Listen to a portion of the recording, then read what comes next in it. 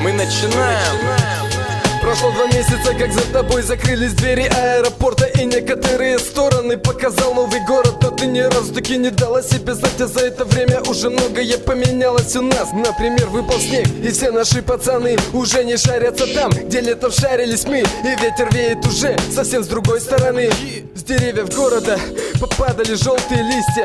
Здорово, братан, прости, что так долго писал. У меня все нормально, как обстоят твои дела? А? Скоро зима, и я вернусь на родину скоро. Мой тебе совет: побереги свою печень и почки. В моем универе полным ходом прет учеба. Я как проклятый ботаню над каждой лабораторной. Мне работы хватает, и я все время чем-то занят. Руководство департамента меня поселило в общагу. Тут я сам себе судья, на что надо трачу лавеху. Захочу, погуляю, и всю неделю буду хавать гречку. Но у меня есть голова на плечах, и я не вижу никакой необходимости часто бухать. А кто бы знал, как я скучаю по родине, на которой все мои родители, друзья и моя любовь. Хочу узнать побольше, да поскорей, о твоей жизни в обратном письме. Заклеив конверт с посланием к лучшему другу, поверх вывел номер нашего дома с названием улицы.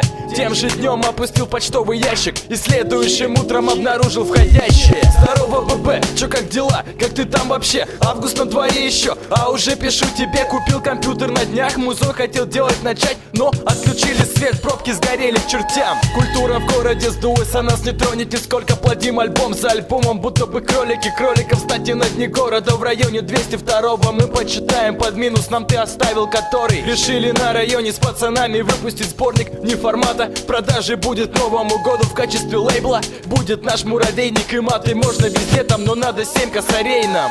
На своей однокурснице подшутил я жестоко, признался в любви к ней, стихи оставив в блокноте. А она прям серьезно липла и звала в гости, и только вот-вот свалила по моей просьбе. Во второй раз со всеми посвящали студенты. Я был главным героем в поставленной группой сценки. И день представления так совпал с нюхачела, что язык заплетался, но я все же стал первым. Я давно по идее строчу это письмо тебе, но лишь сегодня узнал твой индекс на главпочтамте. Еще адрес спросил у твоей мамы, так что не дожидаясь твоей малявы отправлю. Короче, бабайка, давай текста сочинять нам, присылай мне по почте, чтоб я учил и читал их. Покупал конверт пьяным, извини, что помятый, и найди себе телку, респект тебе от всех наших.